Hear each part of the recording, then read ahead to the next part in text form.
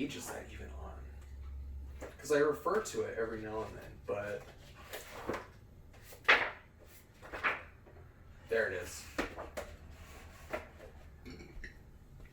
That was foul. Hey everyone, thanks for stopping by. So today I wanted to share one of my all-time favorite chicken recipes. I've always been a huge fan of crispy skin, and I've always found myself not really enjoying the actual meat part of the chicken nearly as much because it always seems to get too dry. A couple years ago, like, there was a show that came on Netflix called Salt, Fat, Acid, Heat. Is that right? I think that's right. In the show itself, she shows how to do this chicken recipe. And I thought, you know what? It looks pretty easy, looks simple. Let's give it a go, just see how it is. Holy smokes. This chicken is by far the best that I have ever had, ever. One thing that she does differently is it's the Buttermilk Chicken recipe. Is I use Greek yogurt instead, which in her book, which actually I have here, right there. I still need to go through this, but it's a really good book. Salt, Fat, Acid, Heat by Samin Nosrat. I think I said that right. Nosrat? If she ever watches this, I'm sorry. I'm terrible with names sometimes. But in it, there is a substitution for Greek yogurt. And I tell you what, you get a very crispy skin, just like you would any other way you do it by her book. But there's more of a tang. And it is, my mouth is starting to water just to think about it. Without further ado, this is Buttermilk Chicken, only with Greek yogurt.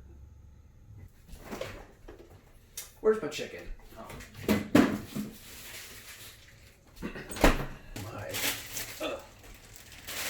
Gross. Okay. I'm probably like way too close right now, but this is the grossest part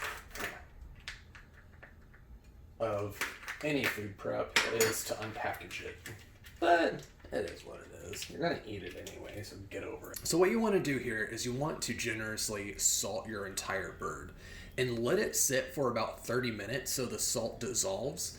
And what that does is that really does help give you that really nice final crust. And it really adds a lot of flavor to your whole bird. So just to make life a little bit easier, what I like to do here is get a gallon-sized plastic baggie, and then I'll make my marinade in that, and then put the chicken in the plastic baggie, and that way everything's contained. You can rotate it and you don't have any leakage anywhere.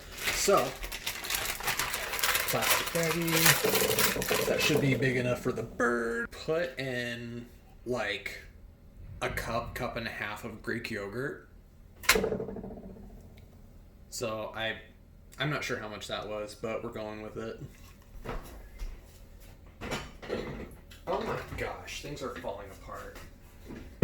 With your Greek yogurt, go ahead and add in 1 teaspoon of salt, and then you want to add either a few tablespoons of water or milk just to make your yogurt mixture liquid and not so like thick. Actually, you know what? I think I want more. Oh God, that was a lot. Okay. See, this recipe is so forgiving.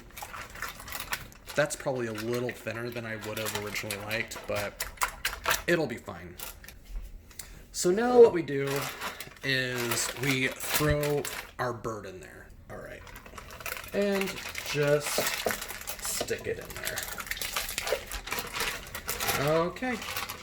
And then seal her up, let some of that air out. There we go. Okay. And then just kind of move things around in there just a little bit so it's completely covered. So that is pretty much it for right now. I mean, it is literally that easy. just to get it together and do your marinade. So tomorrow, what I'll do is, of course, there will be a wardrobe change. There might not be, but let's hope that there is. Tomorrow, when I make the chicken itself, we'll come back here and I will just show you how simple the next step is. All right, so it has been about 24 hours since we started marinating the chicken in the Greek yogurt. I am preheating the cast iron skillet in the oven at 425. You want it to get it piping hot, just because once you put the chicken in the pan, you won't be touching it. You won't turn it, you won't do anything. And you want it to be hot enough to where it caramelizes that bottom and it actually lifts and doesn't stick to your pan. So let's go ahead and get the chicken prepped. It's a pretty simple process. You can do it a couple different ways, but pretty much you want it ready to just throw in the pan and then you'll stick it right back in the oven. All right, so here's our chicken. What I did was I turned the chicken in the bag a couple times throughout its marinating process just to be sure that the whole bird was completely marinated and covered. When you pull the bird out of the bag, what you want to do is just use the side of the bag to take off some of the excess mixture. What I have done in the past, and this is how she does it in the book and on the Netflix series, is she will actually use some kitchen twine, so kitchen twine like this, to tie the feet together. I have done it both ways to where it's tied or untied. It cooks pretty much the same. I will tell you though, just from my own experience, is having it tied keeps the chicken more compact and easier to move around, especially when you're putting it in the pan in the first place. So if you have your string, use your string. If you don't, that is totally fine. It does work both ways. So there's really no right or wrong way to tie. Well, maybe there is a right way. I don't know. I don't really care. So what I like to do is make like a little slip knot like that. Put the slip knot on one leg of the bird and then bring the legs together just like that, and then start wrapping it.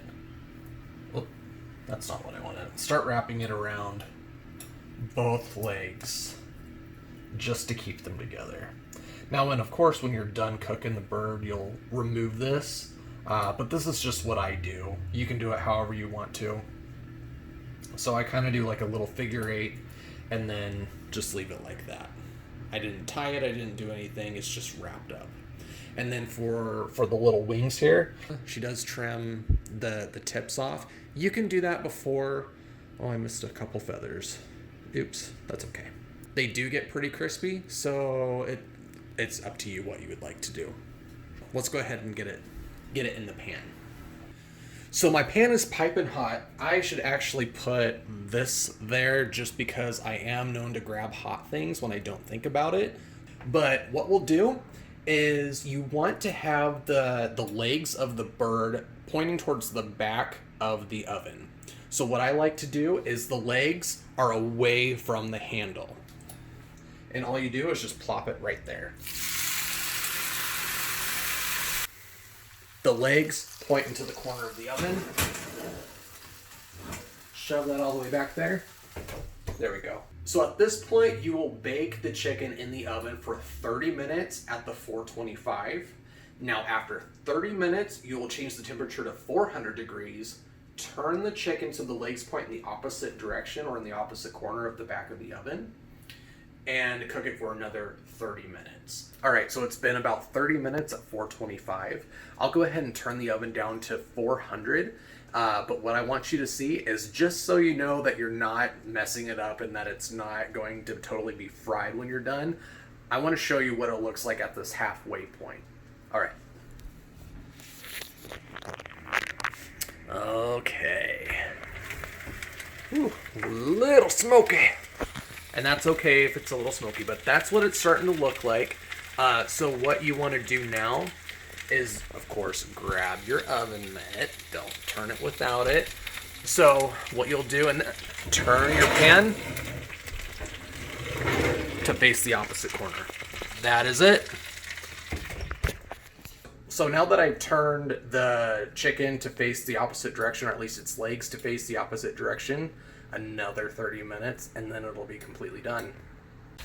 All right, and without further ado, here is your buttermilk chicken.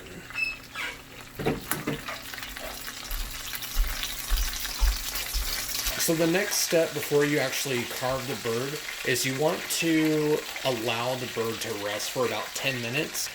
That allows all of the juice to absorb back into the meats, and then you end up with a very juicy bird with really crispy skin.